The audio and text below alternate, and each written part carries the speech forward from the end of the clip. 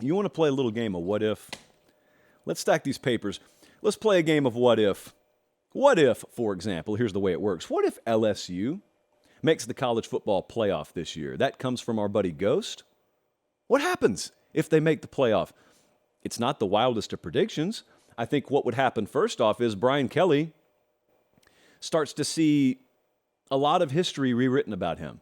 If LSU makes the playoff this year, you better keep those screenshots handy. You better go back and gather as much documented history of the internet as possible when it comes to what people said about him, because, buddy, they'll start whitewashing it, and they'll start doing it in a hurry. And all of a sudden, you'll hear phrases like this. You'll hear phrases like, well, everyone knew Brian Kelly was going to win. It was just a matter of when, not if. Was it, sir? Because I have a screenshot here which shows that you feel he was a better fit in South Bend. You also made fun of his non-regional dialect 37 times, and you posted 17 GIFs of him dancing with a recruit and said, this is the worst fit imaginable for LSU. Was that you, sir?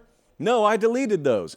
Yes, but screenshots are forever. That's going to happen, and that'll happen by the truckload, especially if LSU makes the playoff this year. Because believe it or not, there are some folks still holding out hope that last year, where, if you've forgotten, they won the West and beat Alabama in the process. Last year, some people are still holding out hope, was just a little flash in the pan. These things happen every now and then, you know? I don't think it was. You know my thoughts on that.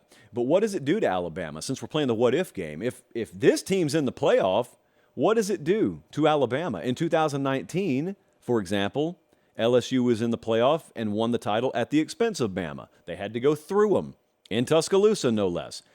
Is that what happens again this year? Or maybe does LSU beat Alabama, but that's Bama's only loss, and then they're both in the postseason picture?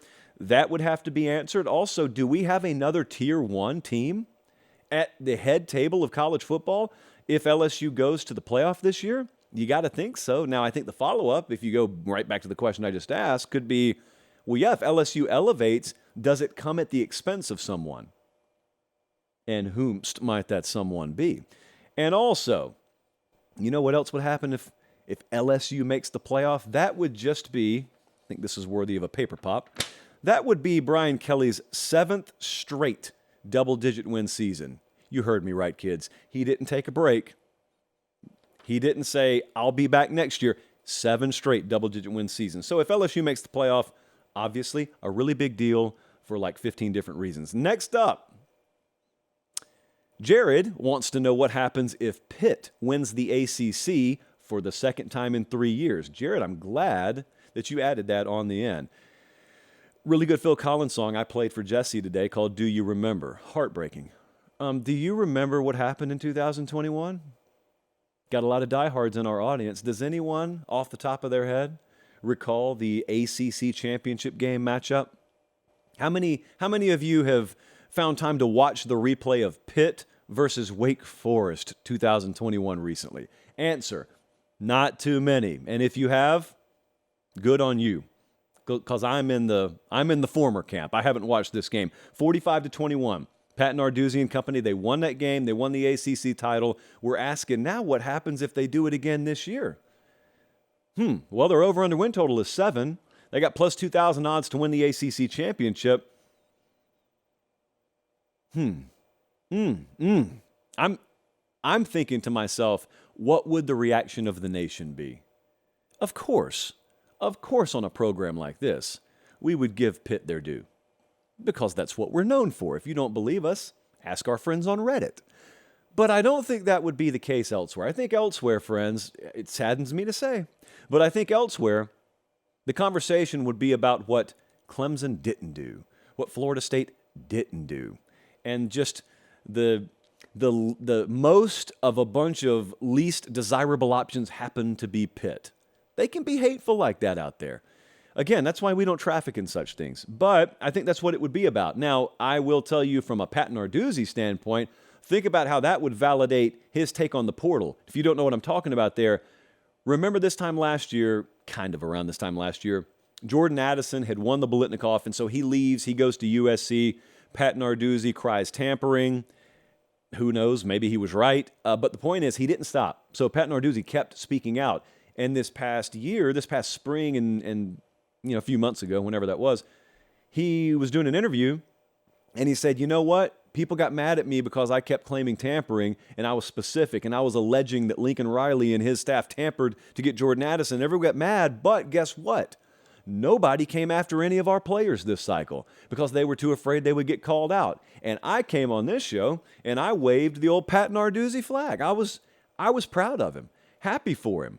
He's a talker. He absolutely is. So if that's not your brand, if you want a more robotic type, don't watch Pitt football. But if you do, and there are good tickets available in Heinz Field or whatever they call that place now, if you do, he's for you. I would look at it if they win the ACC this year, and I would say, wow, I wonder how many of his players potentially would have left or maybe would have gotten poached that didn't because he took a stand. Those of you out there with facial hair, stroke that chin. Wow, that's a ripple effect, isn't it? And also, it would be their 5th straight winning season, which, contrary to college football playoff promos and what they tell you, does still matter. And there is the small matter, since I'm using that word so much, of Phil Dracovic transferring from BC to Pitt. If they win the ACC this year, obviously that means he had a dynamite year, I would imagine. What might the mock draft community think about that? I got another little mock draft hypothetical. Let's go to the next one, Colin. Let's go up to the Pacific Northwest. And let's go to John's what if. He said, what if Michael Penix wins the Heisman Trophy? Well, John, we would give a hardcore golf clap for him if he did. I wouldn't be shocked about it. The odds market reflects that Michael Penix has a really good shot. He had a good year last year. I think sometimes especially this time of year, it does not hurt us to remind ourselves what we were saying a year ago. So a year ago, Penix had been injury-riddled, and they had been turnover-prone when he was at Indiana. And so he transferred to Washington. Did you care? I didn't a whole lot.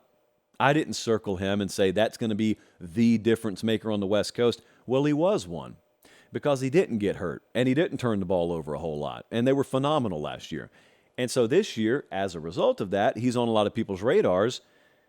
If he wins the Heisman Trophy, well, obviously he's got a statue on his mantle until the end of time. But I would look around him and I would ask, well, what did that do for Washington? In this scenario, they had a really good season. Did they win the Pac-12? Are they in the playoffs? And also, then you start extending way out beyond just an individual player or coach and start asking about the program.